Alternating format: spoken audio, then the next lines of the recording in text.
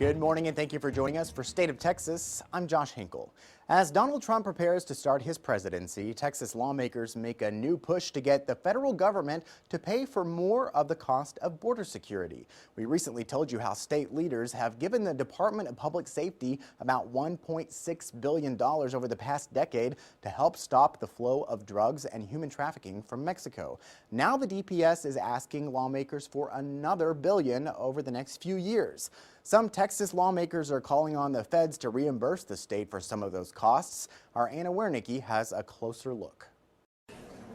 There is a price to be paid for a border that is porous and unsecure, and Texas has been paying that price. State Rep Dennis Bonnen says it's time the feds pay back Texas. Over the past 4 years, Texas, both at the state and local level, has spent $2.8 billion with a B on law enforcement, health care, education, and incarceration of the federal government's failure to secure their border. Texas spent $800 million in 2015 on border security efforts, and the Texas Department of Public Safety is asking for an additional $300 million this year. This is a challenge that is ongoing, that affects not just the border communities, but it affects everyone in the state of Texas. The border security is the job of the national government. And I don't see why the state of Texas and our citizens should be paying double taxes. State Senator Jose Menendez, a Democrat from San Antonio, says this isn't a partisan issue. He says it's a Texas issue. We have a tremendous need for those dollars, those Texas taxpayer dollars, to stay in Texas addressing Texas needs. Menendez says the urgency to get that money back in the state's hands has a lot to do with Monday's announcement that lawmakers should anticipate a much tighter budget this session. So I'm 100% supportive that the federal government pay us back for what we spent and that they take up the responsibility. Anna Wernicke for State of Texas. Bonnen said if President-elect Trump follows through on his promise to build a wall along the border, it could free up money Texas currently spends for security. Mr. Trump told reporters he wants construction to start soon and use your tax dollars to get things going. I don't feel like waiting a year or a year and a half. We're going to start building. Mexico, in some form, and there are many different forms, will reimburse us, and they will reimburse us for the cost of the wall. That will happen, whether it's a tax or whether it's a payment, probably less likely that it's a payment, but it will happen. Mexican government officials flatly reject any suggestion they will ever pay for a border wall. Getting the feds to pay for the Texas border surge gained importance when lawmakers found out the state has a lot less money to spend. For perspective, last session, lawmakers had $113 billion in general revenue available for the two-year budget. Revenue estimates released last week put this session's number below $105 billion. Lieutenant Governor Dan Patrick says that means lawmakers will need to make tough choices.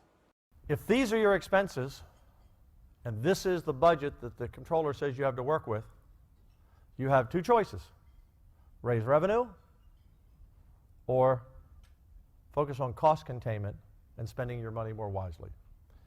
We are not going to do this. We're not raising taxes.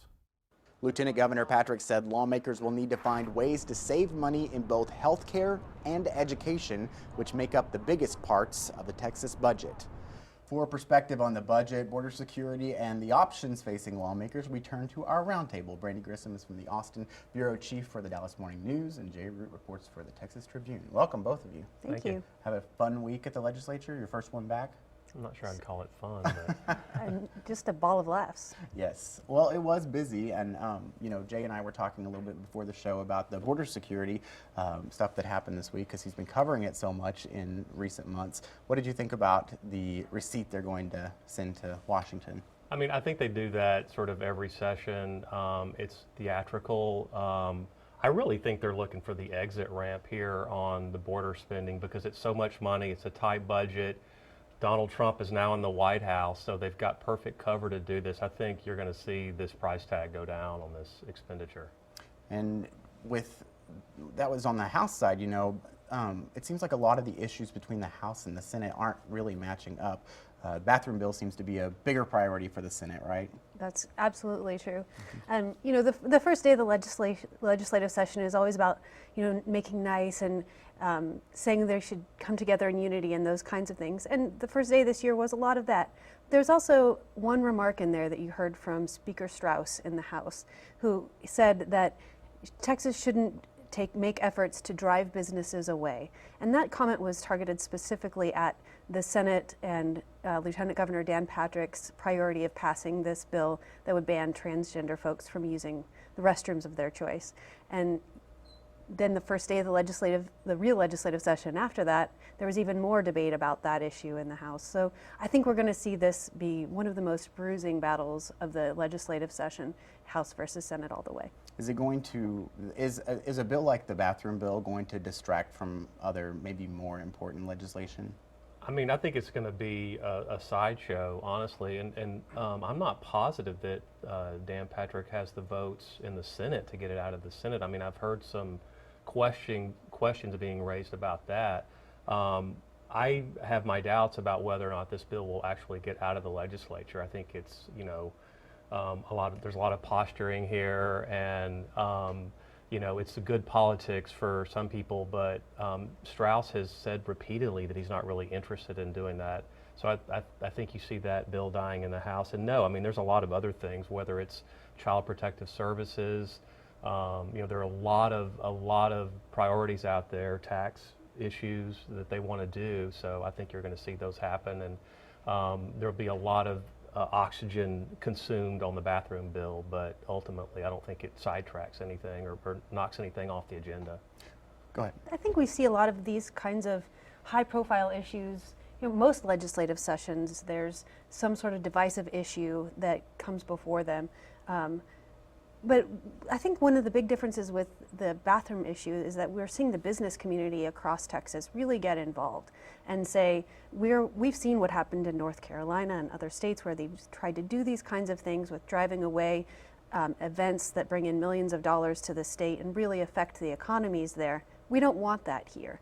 And so that will make it really challenging for Dan Patrick to bump up against those business interests that mean a lot to the state and to politicians. He seems like he has answers for everything. He, you know, looks at what is happening in North Carolina right now is good, talking about how it has such a strong economy and a great place for executives to move.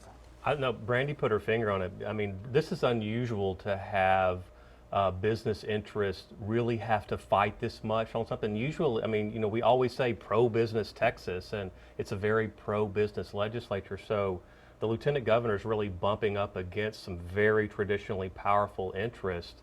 And it's unusual to see the level of concern about what the legislature is doing that could impact business. So, you know, I do think that it's going to be a big fight, and I have my doubts about whether or not this is, you know, it could drive off some conferences, people who would do, you know, who don't want to come to Texas because they don't like what's happening here, and we just haven't seen that in Texas. We've seen it in other states. We haven't seen that in Texas. We might start to see that. We started out the week with the comptroller telling lawmakers that they had a slimmer budget to work with this session. What do you think is the area of the budget that's going to suffer the most? Well, I think the area of the budget where we're going to see probably the most debate about how to approach it is education.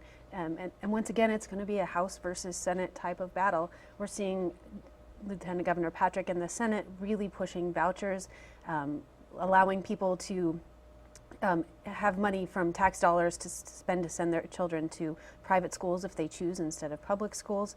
That's something that the House has said that they are not really interested in, and what they want to do is really focus on revamping the way that schools across the state are funded, something that's been a challenge before the legislature for decades and decades and decades now.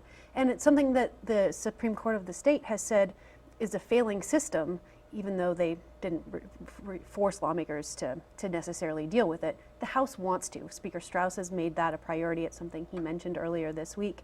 So how much money they have to put into that and whether they can come to any agreement will really determine, you know, what portion of the budget education is going to get. And that makes up such a big part of of the state spending. That I think that's where we'll see a lot of time and focus on the budget discussions. Do you think education is it? I think that's it. I mean, vouchers is going to be a huge fight, probably bigger. I mean, I think the chances of some kind of voucher bill passing are better this session than they have ever been in our lifetimes. And I think it's going to be, that is going to be a real knockdown, drag out. Are there any other pieces of legislation beyond the bathroom bill that seem wild that are rising to the top yet? Wild.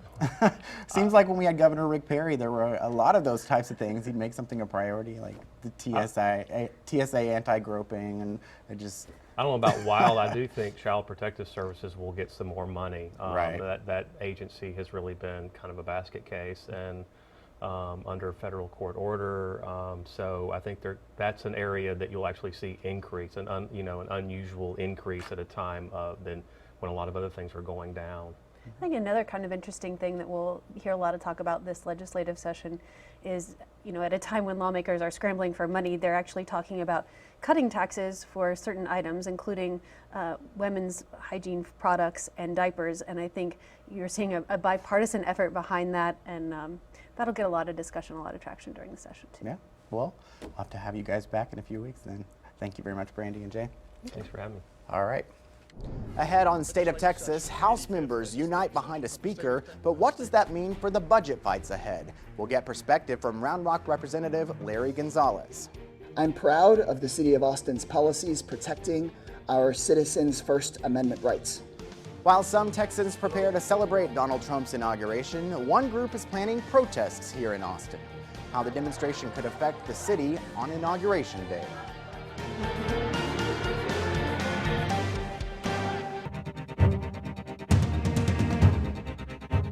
Horses from Texas and their riders will head to Washington for Donald Trump's inaugural parade. Fort Hood's 1st Cavalry Division Horse Cavalry Detachment got the invitation last week to take part in next Friday's parade. Now riders are working around the clock to get the horses ready.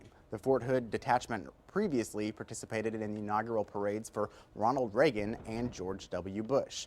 They're not the only Texans riding in the parade. The Horse Patrol unit from the Border Patrol sector in the Rio Grande Valley is also saddling up.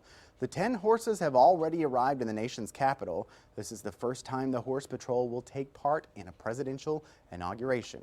While some Texans will celebrate Trump's inauguration, other people are planning protests. The group One Resistance is calling for student walkouts at the University of Texas and area high schools. The group plans a march in downtown Austin. City Council members Greg Kassar has been closely involved in the planning. I'm proud of the City of Austin's policies protecting our citizens' First Amendment rights. This coalition has been working closely with various city departments, including the police department and the Office of Special Events, to ensure that this is a safe and family-friendly event for everyone. Kassar's office told us he is not calling for student walkouts, saying people should make their own decisions about how to express their First Amendment rights. State lawmakers start the session facing tough choices over how to spend your tax dollars. Round Rock Representative Larry Gonzalez joins us after the break to give his perspective on the task ahead.